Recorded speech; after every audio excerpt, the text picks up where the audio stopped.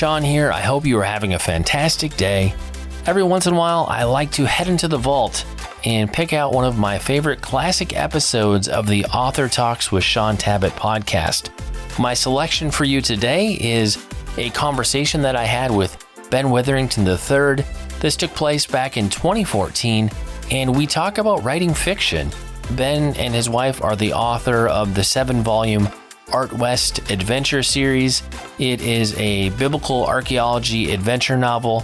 Ben has also written for IVP Academics' Week in the Life series, and so we get a bit into those various projects, and all around it was just a fun conversation. I'm always intrigued to talk with authors who are able to operate in different genres and different styles.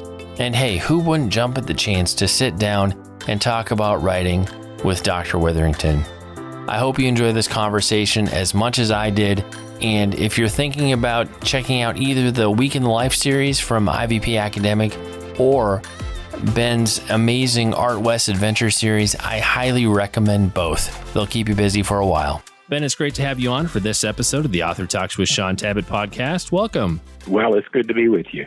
I think many of us who are familiar with your academic body of work were a bit surprised when you started releasing some chapters of The Lazarus Effect on your blog a ways back in the day, you might say. Talk to us about what drew you into writing fiction and what it's been like to collaborate with your wife on these 6 books in the series. Well, I am an English Lit major to begin with from Carolina, and it dawned on me along the way that the better way to get theology squeezed into the brains of lay people was through fiction rather than large, turgid tomes. So I thought, right, this is my opportunity to do something like that. And so I've tried this in various ways. I mean, I've done a series that we started with InterVarsity Press called A Week in the Life, and we did A Week in the Life of Corinth, and it became a bestseller. But even before that, I started writing these Art West archaeological thrillers because there was really sort of nothing like that out there in the Christian marketplace. And as you may or may not know, Christian fiction is basically read 80% by women. And most of it is sort of Christian Harlequin romances of one kind or another. So there really was nothing in the market out there like this. And I decided, well, it's time to change all of that. My wife helps me in that she edits after I write. She's my consistency editor. So she'll come along and say, you know, he couldn't have done this before he did this, and so we have to rearrange these chapters, or this dialogue is pretty lame, we need to fix that. So we have a good partnership in the writing of this. I write out the basic rough draft of the script. She perfects it, and then I look at it again, and we put in pictures, and we're off to the races. Now, the main character in this series is Art West. So introduce us to Art and share some of the people and inspirations that helped you create or craft this character. Okay, well, there are actually 3 main characters, though you're certainly right. The central character is Art West. The other 2 central characters are a Jewish epigrapher named Grace Levine and a antiquities dealer, a Muslim antiquities dealer named Khalil El-Said. And these 3 folks, one an evangelical Christian, one a Jew, one a Muslim, are good friends. Art is a person who's very much involved in archaeology and is very concerned about the historical aspect of the Christian faith in various ways. He teaches in various places in the United States, but he spends most of his summers and his real growth work in places like Greece and Turkey and Israel and Jordan and Egypt, digging and finding materials of relevance to the historical foundations of the Christian faith. So that's kind of who he is. He's an academic, just as Grace Levine is. And that really sort of distinguishes the 3rd main character, Khalil El-Said, who is simply an antiquities dealer. He's not an academic at all. So you have these 3 friends who are friends across what I would call monotheistic lines. They're good friends. They really care about each other and love each other. They work together, and they appear in all of these novels. So one of the subliminal messages that these novels are getting across is that Christians can live and work with other people of like or similar biblical faith and get a lot accomplished for the Lord and in terms of understanding the Bible. So that's kind of part of the implicit message. As for whom he is modeled in, well, James Arthur West was my grandfather, a deacon in the Southern Baptist Church who was certainly not an academic, never went past about the ninth grade, and was not an archaeologist. So the name comes from my grandfather, but the character comes from some of my own work and the work of archaeologists I know. That's really kind of where he comes from. Well, that's helpful. It's always interesting to learn about some of the things that feed into a character. Now, one of the things that I've really appreciated about the books that I've read so far in this series, and similar to some of the things I saw in Paul L. Meyer's Skeleton series, I'm always learning something. And I find it really exciting when scholars are able to bring their academic expertise down to a more popular level just for a regular audience and introduce us to something new, say through an engaging story. I'd be curious to just hear your thoughts on what have you realized as far as your freedom and benefit in writing in fiction that you normally aren't able to realize when you write nonfiction? That's a really good question, because especially if you're writing historical fiction, most of what I'm writing about is based in actual archaeological digs or discoveries, and not just sort of made up out of whole cloth. So one of the things certainly I have learned is not only is there a market for this kind of information, but it's the very kind of information that lay people are very unlikely to get from the pulpit. Because normally what happens from the pulpit is some kind of theologizing or ethicizing or moralizing on the basis of some pertinent topics. And what you do not hear about is the historical or archaeological foundations of the Bible. And even in Sunday school, what tends to happen is that you have Sunday school lessons based on certain spiritual topics, not dealing, again, with the historical bedrock or foundations of our faith. So it seems to me that this fills a niche in a way that otherwise might not be filled. And it brings a seriousness to the discussion because, of course, ours is a historical religion. Our religion is not chicken soup for the soul. It is not a spirituality. It's not a philosophy of life. It's a religion founded on certain key important historical events that either did or didn't happen, and therefore historical investigation of the facts and their interpretation are crucial to our faith. And now the most recent book in the series, book number 6, that's titled Ephesian Miracle, and that just released in February of 2014. Give us a snapshot of some of the exciting things we'll encounter in the book, and then maybe give us a bit of a lead into some of the things you're thinking about for the final book in the series. Well, he's gone in a variety of places, hasn't he? The Lazarus Effect is really centered in Jerusalem. Roman numerals has more to do with both Israel and Egypt.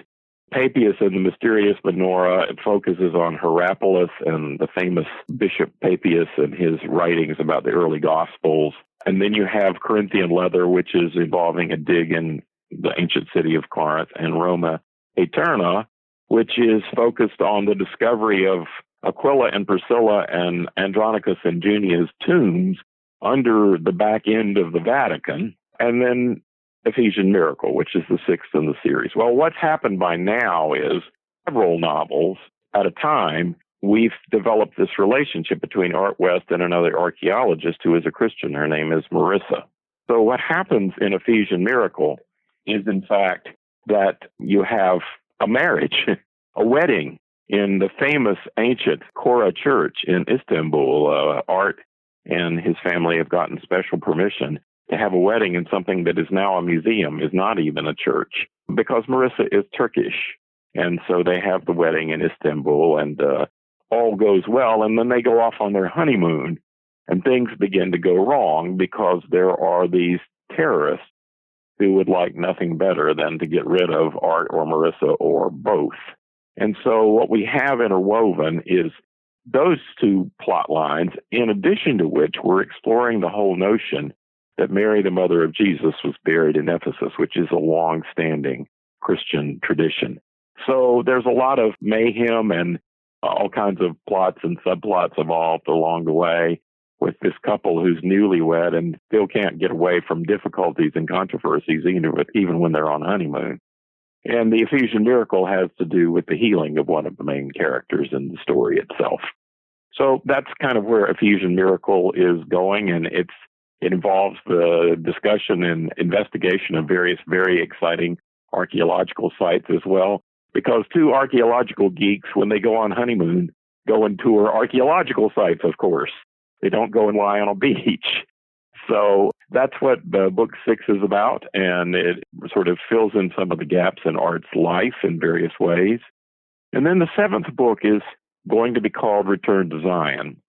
And so we're going to sort of return to where the novel series began in the first one with the Lazarus Effect.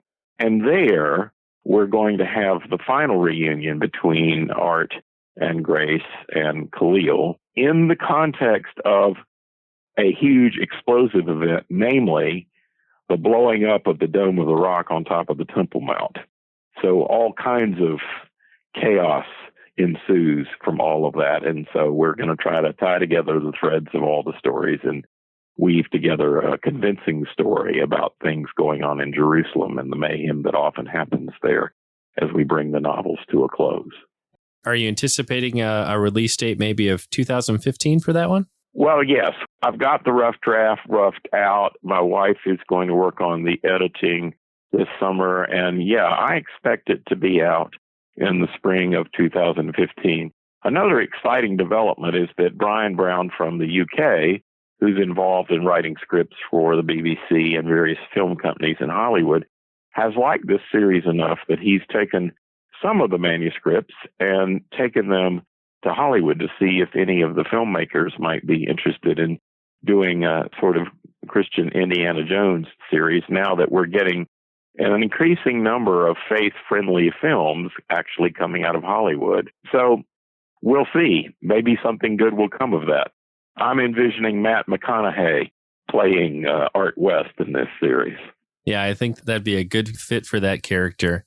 You know, I think if people enjoy reading the Art West Adventures series, they're also probably going to really enjoy your book, A Week in the Life of Corinth, which you mentioned earlier, and that comes out of IBP Academic. Talk to us a bit about this book, and how does it differ from what you're doing in the Art West series? Well, the Art West series is about contemporaries, people who live now and dig up the past. The Week in the Life series is a historical fiction about the first century AD. So IVP has signed up various authors to do various volumes in the series.